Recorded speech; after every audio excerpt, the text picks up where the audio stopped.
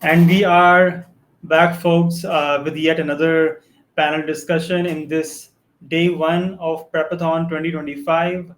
The previous activity was good. I mean, I was expecting some tricky questions, but I think you guys tackled it very well, and you guys were fast as well. So, congratulations on that. So now we have another panel discussion. The topic for which is yeah. So the topic for which is less is more, minimal UX for better e-commerce results.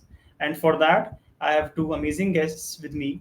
The first one is Raitis Sevelis, and then we have Bogdan. So thank you so much for being here, Raitis and Bogdan.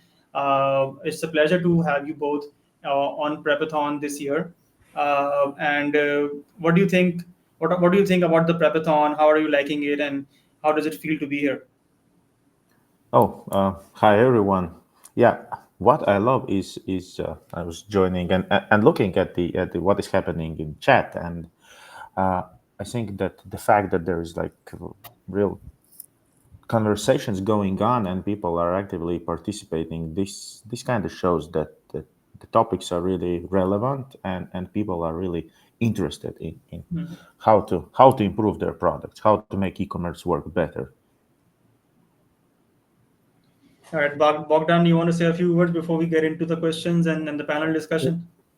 Hey everyone! Thank you for the invite. I'm glad to be here and talking to you guys. It's been quite fun to see this the event and also the crosswords puzzle. I'm not good at it. I didn't guess anything, so yeah, maybe next time I'll be better prepared. So yeah, thanks for the invite, and I'm sure we will have a great discussion today. All right, I can see a lot of people are already hyped for this session. Saurav says that he loves WP Bakery, right? Is your product. Philip says that he loved this the topic itself. UX obviously is such a stickler for many companies. I think that they work with. And then Sandy B says they're going to be glued for this session. So a lot of people. Fatih says that he loves this topic and has been looking forward to this one since the beginning. So a lot of people are already hyped up for this session. So without any further ado, let's really get into it and start off with the question. So Raitis and Bogdan. So since this topic and this session is about UX and how to get more out of your e-commerce stores. So my first question is, how does a minimal UX directly impact conversion rates and checkout completions compared to feature-heavy design? I mean, we come across e-commerce stores where there are so many prompts and heavy menus and busy product pages, and then we see minimal stores with just a good product picture, minimal on the text, and then a very good compelling CTA. So how does a minimal UX directly impact conversion rates? Bogdan, if you want to go first on this one. Sure. I think this part of minimal UX will probably not apply to every store out there. Maybe some stores, maybe the Amazons of the world will need more than a minimal UX. But for most stores right now that we as designers and builders are doing, I think minimal UX is very important to focus on the conversion path. Don't add anything, an extra button, an extra banner, some sorts of pop-ups that will just make the users pause or question or maybe click away, not knowing what to do. Very simple hierarchy with a funnel focused on the checkout and the conversion path. It's very simple, stripped away from the non-essentials, and I think this is what people are hoping to find in a store. And for example, I've just ordered something a few days ago, and between the product page where I clicked to add to cart and go to checkout, there was an extra page which kind of got on my nerves because it said something like, are you sure you don't want these other products that go well with your product? And that kind of annoyed me, and I wanted to just click away and then not do anything, because the next button to go to the checkout, to the effective checkout, was kind of hidden, and I didn't like that one. And I thought, did this page really do something for me or just annoy me? So I think stuff like that you try to upsell and you try to do is maybe useful in some cases, but if your brand is something that needs a minimal design, something very cool, something typography based mostly and contrasty, I think those types of distractions are not the way to go. Awesome. Raitis, your thoughts? Yeah, well, first of all, I took my pen, to document what Bogdan has to say, because actually during the panels, it seems like we are experts. We come to the panel, but during the discussion, you kind of uncover usually some Yeah. interesting things, interesting thoughts that you just write down. So I very agree with Bogdan on the distractions. So we are living in a society where there are really short those attention spans. You need to grab attention within a few seconds and keep that attention. So look at how kids and younger people using social media. Yeah, so it's this habit of scrolling, switching, Yeah. liking. Yeah, so the same rules basically apply to e-commerce. So if you kind of introduce a lot of elements, a lot of distraction, it takes the attention away from uh, the main goal, the conversion path. Yes, and while there are cases also, I think Bogdan mentioned Amazon, yeah, which is a bit different. But usually when people think about e-commerce, you initially start to think of, okay, that's Amazon, that those kind of things. But all the microtransactions, all those services and so on. So this is also e-commerce, and there that grabbing the attention is extremely important to make sure that people make that micro transaction to purchase some credits. So this is where that minimal UX is extremely important. Awesome. Moving on to the next question. It's more about, it's more about, the less is more, the topic itself. I mean, why is less is more such an effective principle in e-commerce UX, especially for today's generation of buyers? I mean, if you talk about the Gen Z, the younger people, right? As you mentioned it yourself in your answer, that they have a shorter attention span. So apart from that, why is less is more such an effective principle in e-commerce UX, considering that group of buyers that are still young, that are still in that stage where they're sort of earning their buying power and moving up that stage. Maybe I can continue as you mentioned. Excuse me. So first of all, that's a habit of young people, and well, less is more is not really that new concept. It has been in UX for a long time. Yeah, I think I heard that somewhere around 15 years ago, people talking about it. But again, that's when I heard it. Yeah, uh, I think that if you are able to provide that user experience to the customers, that basically allow them to quickly make a purchase instantly without any effort, you secure that customer as a loyal customer. So in fact, uh, if there is no any obstacles and everyone is happy at the end of the deal, there is a way higher chance that that customer will come back. And we are talking again about the product. For the subscription services, that's a completely different story. Again, you need to make sure that it's extremely easy to purchase those things. Yeah, so and extremely easy to use the product and so on. So make sure that people don't churn, because we all know that customer cost per customer acquisition is way higher comparing to keeping the existing customers. Yeah, and on top of that, I fully agree. These generations, Gen Z and Gen Alpha, you need to be careful not to annoy them with anything, not add extra stuff that's not useful, because they are not used to this kind of distractions, and maybe not like myself as a millennial. I'm used to maybe reading a bit more, maybe studying a bit more of some stuff. Nowadays with TikTok, you just scroll. If you don't find something in 3 seconds, it's gone. So Yeah. basically, the UX for e-commerce right now needs to be very smooth and make the process super simple. Not go overboard with text. Maybe use more visual cues, imagery, stuff like that. That's useful for them. A video or some sorts of 5 seconds showing the product in some way that completes the details for them without having to read 3 paragraphs of text.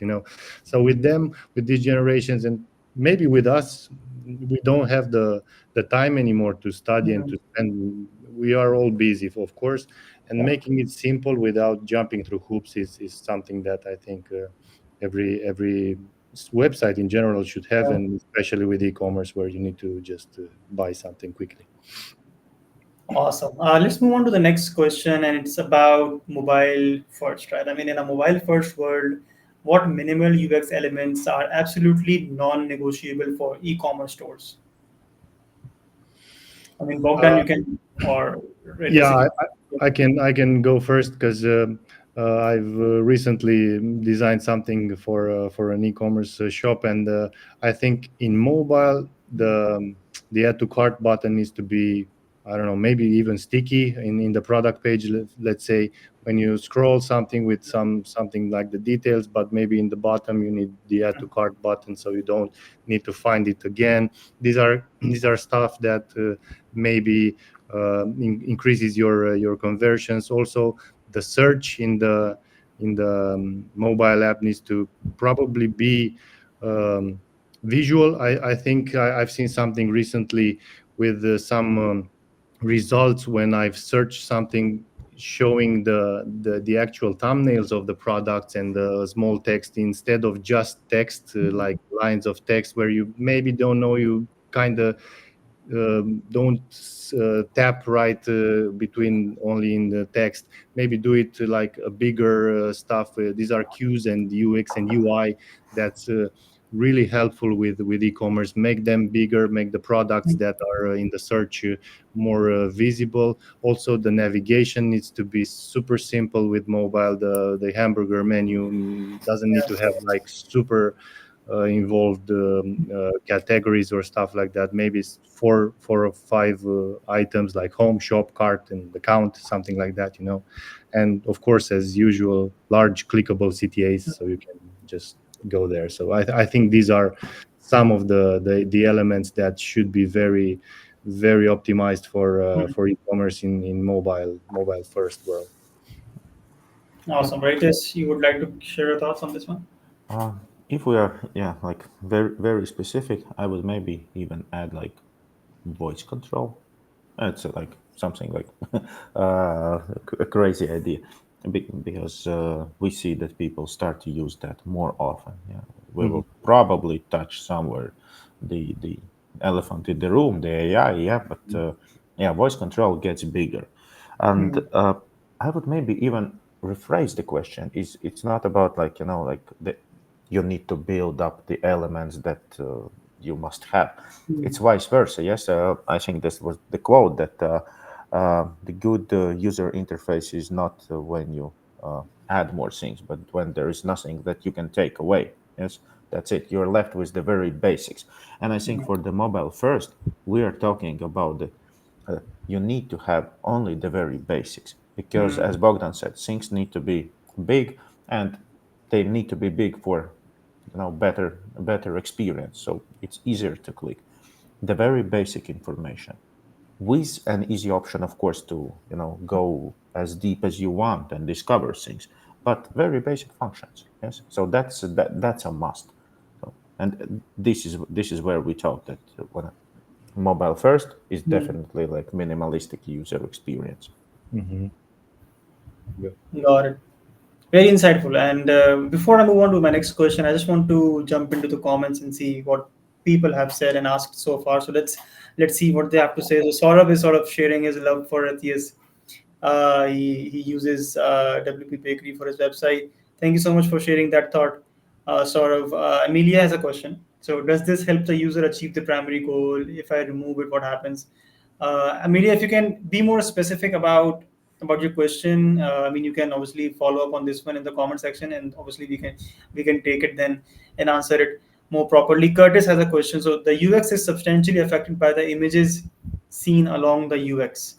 Do you have a tool or sources on where we might obtain images that can be used during the UX?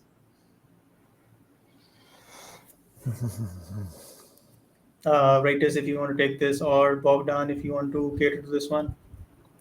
I'm not sure what Curtis is referring to, but maybe he refers to not overloading the user experience with too many images. But as a tool or sources, I'm not sure about this. It's I think with the images, it's definitely you need to use the images only if you really need them. Yeah, so you don't really solve user experience things with images. Yeah, so in especially in minimalistic images are and e-commerce, they're serving specific thing. Yes, so Yeah. basically to showcase the product. In most of the cases, those are the only images that you have. Yeah, everything rest is okay. Of course, like we use pictograms, icons, those kind of things, but they are to complement usually text. So Well, yeah, what I maybe I'd say here, even though maybe it's not about this question is not about it. Sometimes when you need to say something regarding your product, maybe you can use an image. For example, what I've seen recently, or is for quite some time, instead of saying this product has been ecologically sourced materials or something like that, you might use a badge of some sort of eco-friendly in green or something like that, without having to write a paragraph of text saying this was eco-sourced. Maybe add a badge, maybe add something visual that in a few in an inch of real estate space, it kind of conveys the purpose of your idea. So this might also mean a minimal UX, and people will notice it, but will not have to read a paragraph of text. So maybe this is an idea with images that can go and help the UX without being overwhelming, or something like that. Awesome. Thank you, Curtis, for that question. Obviously, if you think that this has been answered, you can. If you think that this hasn't been answered yet, I mean, you can obviously follow up on the question and ask it again in the comment section. Thank you so much for the answer on this one, Bogdan and Raitis. Let's go back to our panel questions, and I just want to touch on the point of friction points. I mean, where do you see the most friction points in today's e-commerce stores, and how do you think the minimal UX concept can solve them? I think the friction point is either in product discovery. Maybe it's hard to find the product. Maybe your search is not good enough. Maybe the structure of your categories maybe are too deep. I think 2 levels maximum of hierarchy, like a main category and a subcategory, and that's it. If you go, of course, there are websites that need to go deeper, and I think that's not our discussion here. But for most stores, not going too far with the structure of your website and stuff like that might mean an easier product discovery, which is good and stops this friction point. And also, I think that the cart and checkout page needs to be very clear, and maybe you don't want to see unexpected costs like extra shipping taxes or VAT here in Europe or stuff like that, versus what you've seen in the product page. That creates a friction and the negative idea that I've kind of been tricked into going here and buying stuff. And this part of I think full pricing transparency should be the key here, and it reduces the friction between the. I think, in my mind, this is very important. To what you see is what you will pay. So yeah, I agree with Bogdan. And basically, Bogdan started from the top and slowly down the funnel. So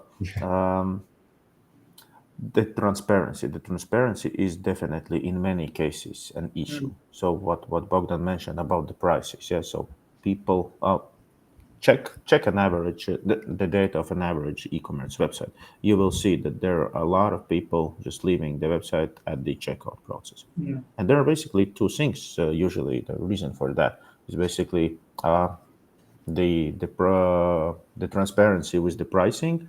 So different taxes being added and different other costs, yeah, or very how to say pushy upselling. Yeah, this is also this creates negativity. Yeah, we in the European Union, for example, being transparent with the prices is a bit tricky, you know, because we need to calculate that and basically before we that's a chicken and egg problem. So you don't want you cannot provide a final price before you kind of know where the user is from. So, but to know where user is from, you should kind of ask the user to register. Of course, you can determine it, you know, by IP and so on, but that's not 100% precise. Yeah, there, especially now that you know we are. A lot of us are the digital nomads, yes. So you never know where you're coming from, what payment method you're using, and so on. And the second is the payment process itself. So this is where the problem also usually comes to the light. So you basically need to make sure that it is extremely easy for people to pay. Mhm. Yeah? I'm already giving you money, so make sure that it's not a problem for me to give you money. Yeah, and also on this one, I have a small example that kind of shocked me when I've seen it. And we've built a store for a partner of ours, and they wanted four shipping methods in their or providers, very similar, but four different ones for some reason. They wanted that, and we built it, and we've seen that many people didn't know what to do there and kind of stumbled between the differences. The pricing with shipping wasn't that much, and it didn't really make sense to have four of them when they were super similar. And we've seen some friction there, and we said, let's just put one or two, maximum two. And that was sped up the checkout quite significantly. And we never thought of that, but because sometimes too many choices when they are very similar makes how is it called? It's a problem when you don't know what to choose. Basically, it's Yeah. yeah, it's analysis paralysis or something like that. Choice paralysis. You don't know what to choose, and you close the tab and you go away. So that's quite tricky. Too many options. So Yeah. that might be a friction point, and just be certain that you have two or maybe one if it's the greatest option you want for your users, and just put the option for Yeah. shipping there. There is this usability standard, not the standard, but recommendation. I think it was, Hmm. correct me, Yeah. Bogdan, if I'm wrong, something like 7 items. Like that's Hmm. what people are ready Yeah, to accept. Yeah. So yeah, seven it's is. the choice, you know, the color choice or Hmm. variations, the menu, for example, as well. Yeah. Yeah, the categories. If it's more, it's harder. Hmm. Yeah. Awesome. I want to sort of also touch on the fact that a lot of e-commerce stores tend to have this storytelling that might get compromised when they implement the minimal UX principle. How can they tackle that? How can they make sure that they keep on implementing this minimal UX strategy for their e-commerce stores while they also keep intact that branding element and that storytelling element within their e-commerce store as well, so that there is no trade-off. Well, I think that your brand needs to grow with the technologies and with the time. So it can be the case when, hey, we developed, you know, our story and brand like, you know, 10 years ago and Mm. keep on telling it the same way. Yes, it's the same story, but, you know, people carved things on stone. Yes, then they discovered paper. now we are watching movies. Yes, so the same thing happens here. So new technologies, new methodologies, frameworks, ideas that also transforms the way how you deliver your message. So Hmm. you need to adjust it. Yeah, so make sure that you have a specific brand directions and described for your e-commerce platform. Yeah, and talking about storytelling shouldn't be a 500 word paragraph. You might do that with an image or with a short video, so basically brands need to adapt to this very visual and sped up world that we're living. So maybe just do something for your users that's minimalistic and conveys the idea. Also maybe use microcopy, which could be like a line of text based on your brand identity and stuff like that. And I think this is very powerful when you personalize it towards the user. For example, I had some while ago a very cool email from jeans brand that I wanted to buy some jeans, for example, and I put them in the shopping cart and left them there for a few days, and suddenly an email came back and said, "You've got great taste, Bogdan.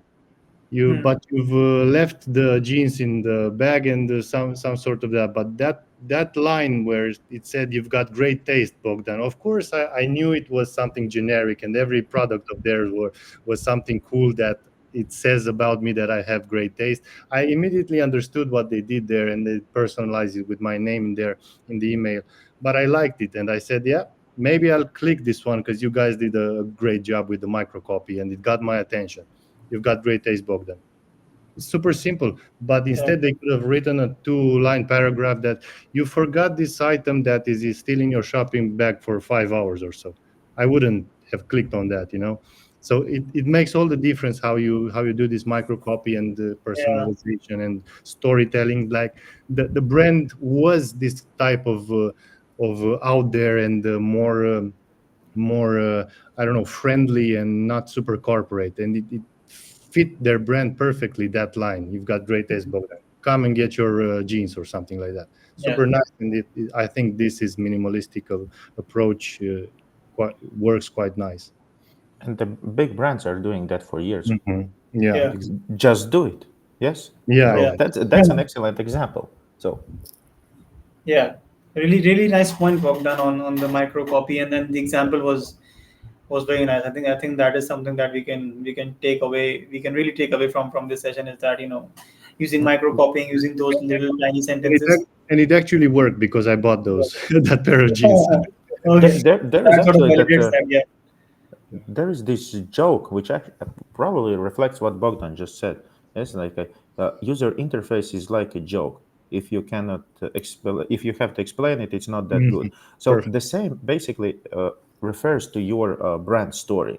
Hmm. If you're not able to tell your brand story in a short way, well, maybe you are doing it in a bit wrong way.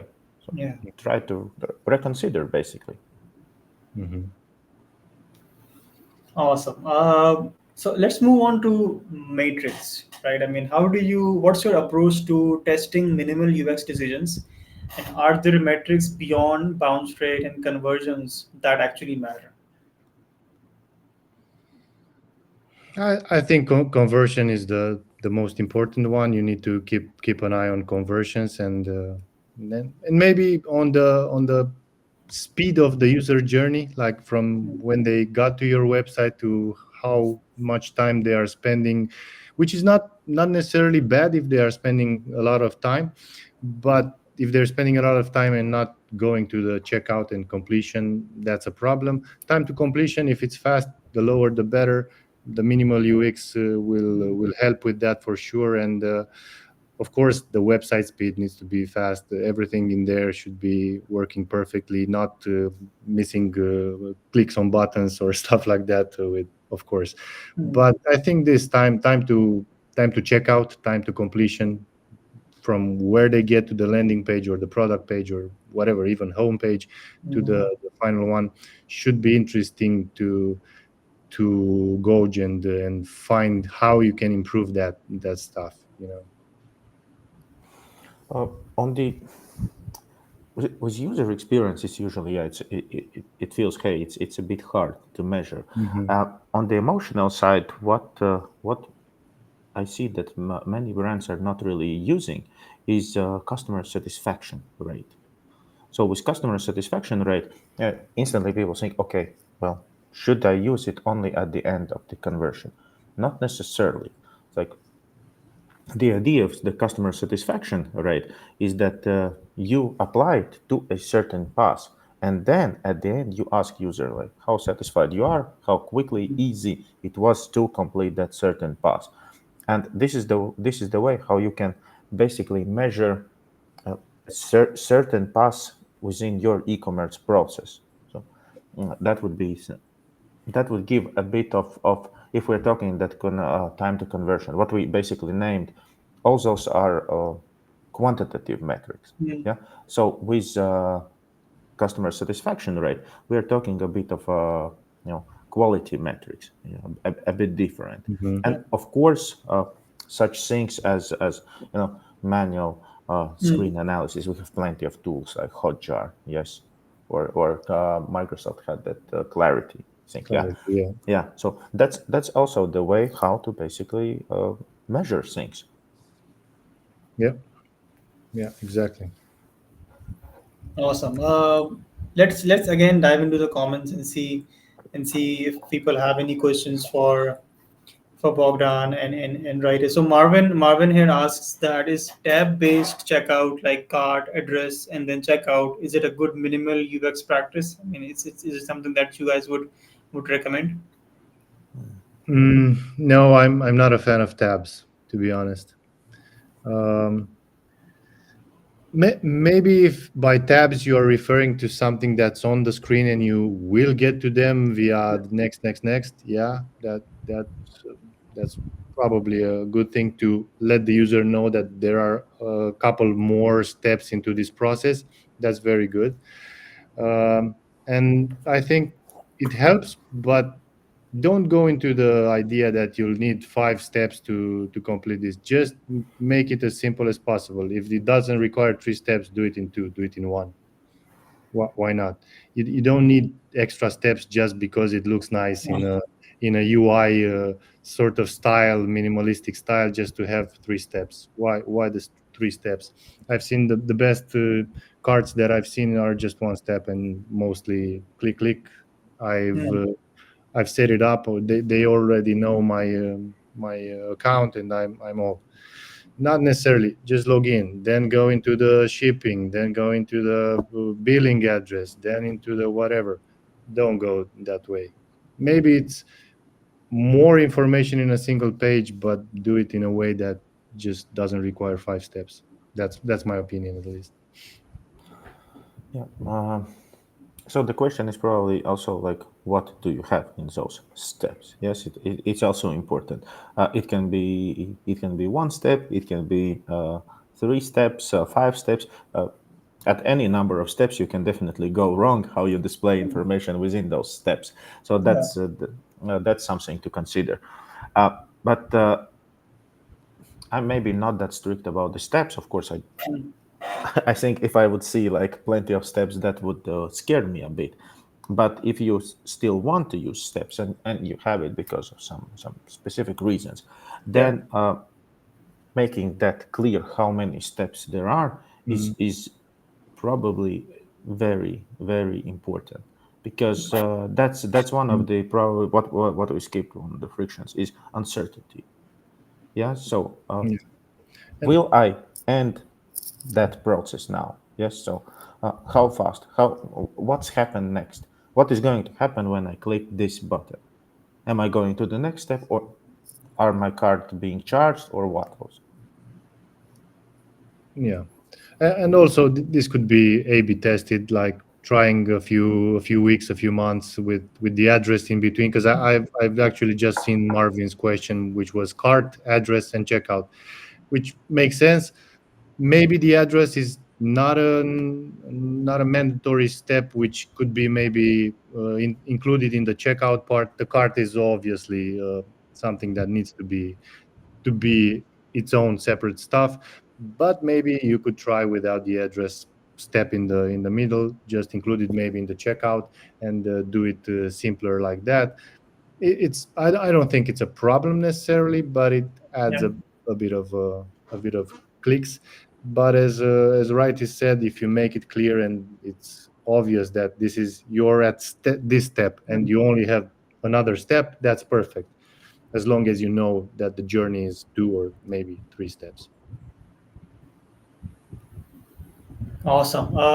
Thank you so much, Raitis and Bogdan. With that, we can conclude this panel discussion. I think it was really insightful. I think this was one of the best sessions that we have had today. I think a lot of people in the chat will share that opinion as well, because they were already looking forward to this session because of the topic, and obviously because of the guest speakers that we had today in this panel discussion. So thank you, Raitis, for your time. Thank you, Bogdan, for being here and being part of the Prepathon. Before Thank I before I let you guys go, just wanted to know your few words on how do you think about the Prepathon, about this event, uh, and if you have any few words to say about this online event. Well, first of all, thank you for having me.